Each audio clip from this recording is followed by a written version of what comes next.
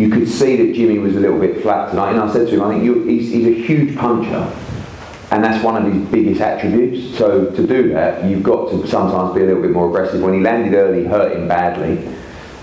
Looked a bit tired in the last 9 or 10 rounds, but not every day is going to be a great day at the office, and it's the ones where you have to sort of dig in a little bit. And I thought he won 9 and 10 to win the fight. I thought it was a very close fight. I thought he won 6-4.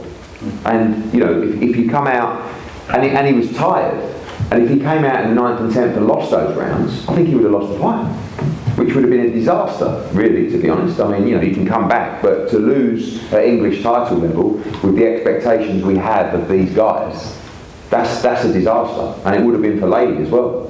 But you know, I mean, they both pulled it out the bag, and as tired as Jimmy was, he showed enough about himself to win those last couple of rounds, to win a very close fight. But as we always say, the experience of those kind of fights is worth the entire career so far in terms of what they've learned. And you know, he'll improve from that and work on why did you feel flat the last couple of weeks?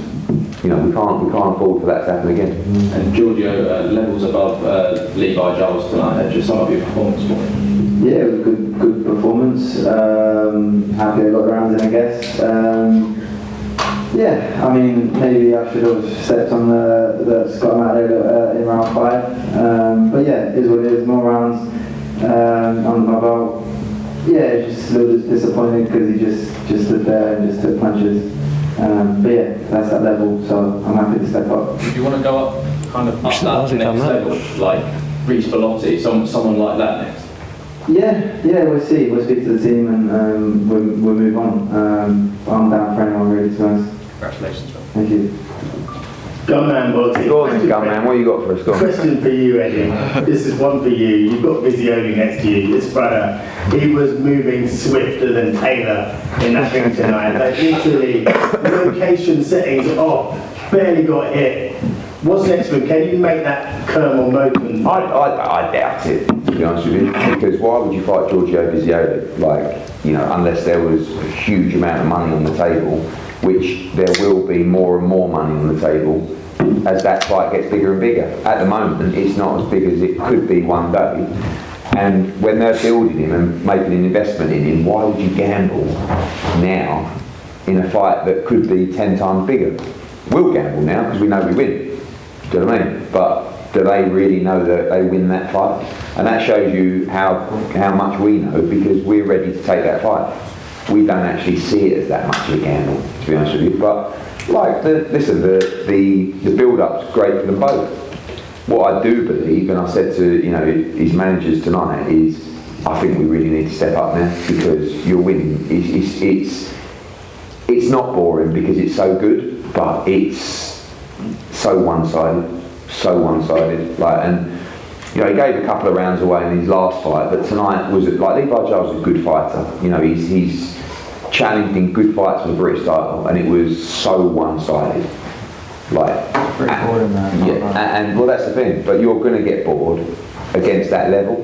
Yeah. But you're also going to do that to the next level and the level above that as well. So we've just got to keep it fresh. And don't forget, we are putting on entertainment for the fans. And when they're watching a one-sided beatdown, that's okay because it shows the class. But if you see another one and another one, like, they want to see him step up. Louis O'Doherty, those guys, British champion, good fighter. But I just think he'll do the same to them.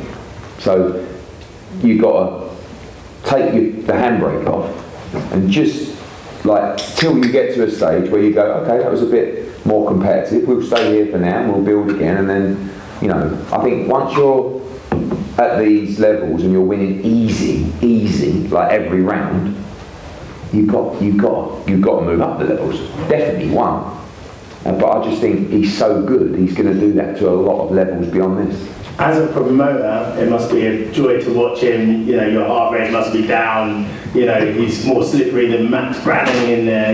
He's moving good. But Lillard, on the other hand, I mean, that round 11, they looked like both of those guys were button bashing. Do you know what I mean? And it was like real 50-50.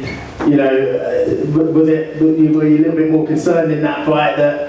I mean, a lot more concerned in that fight than I was watching Giorgio's fight, absolutely. Because it was a stroll in the park, and that's no disrespect to Levi Giles, but I also can't lie. I want these guys to win badly, But I also want to watch a good fight because I know everybody's watching a good fight. And as I said, when it's so one-sided, like you've got the boxers and people who know their boxing watching Giorgio just saying, this is incredible. But you've got the geezer who's had 7 or 8 fights going, blimey, it's easy, isn't it, for him? I mean, this is... And whether they're watching Liddard in a war in round 11 going, oh, yeah, like, and that's... So we want to entertain. We also want to keep our faculties, you know, or they do, and we want them to keep them as well, and you know, not get hit. But it's got to be competitive. But you've got to give the fighter the chance to learn.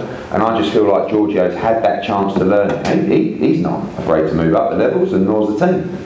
But again, like it's too easy, and it becomes not as good a watch as a competitive fight. And we're not going to be putting him in 50-50s just yet. But I don't think we could find a 50-50 fight right now, if I'm honest with you, because the world level guys aren't going to fight him because they're not going to think he's bringing value yet. So all the other levels I don't think will be competitive. So let's go through them. Yeah, fantastic night of boxing. Thank you very much, Eddie. Giorgio, congratulations. Are there any specific names outside of Curmel that you want next? Is it the British title? Is it European? The plan is to go down the British route, and yeah, I don't need to call anyone out. That's not me, but I'm happy to take anyone, to be honest. Whoever's there, whoever's got British at the time, then no problem. But yeah, I don't need to call anyone out. And then for you, Eddie, you said the moment fight's probably not big enough right now. You said to me that... Well, it's big. No, it is big. But you imagine, right? I mean, I would offer him, I don't know, a couple of $100,000 for that fight. He'd be like, imagine him, hey man, if you don't start with 10 mil, then, you know, like, it's like, oh God, mate, like, did you see his last fight? Yeah, I mean, and it was in front of about 12 people in upstate New York. You know what I mean? I don't even know if he's any good, to be honest with you. I mean, Giorgio does, but yeah, but I'll give him the benefit of the doubt and say he's a good young prospect. But they're just so deluded. Like, I mean, how much do you honestly think he made for that fight? Like $5,000, $10,000. I mean, was he headline? I don't know, but whatever. But of course, yeah, we'd sling him a couple of $100,000 for that fight. But he's going to go. He's going to say how terribly disrespecting that is. You know. So he said he wants on the Mayweather-Pacquiao undercard. Does it? Fine, no problem. That's their show. Make us an offer. Where did you hear that? That's what he told me.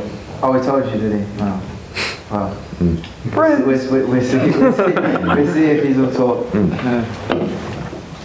By the way, if that's what they want, we'll wait for the offer. We won't be as difficult to work with.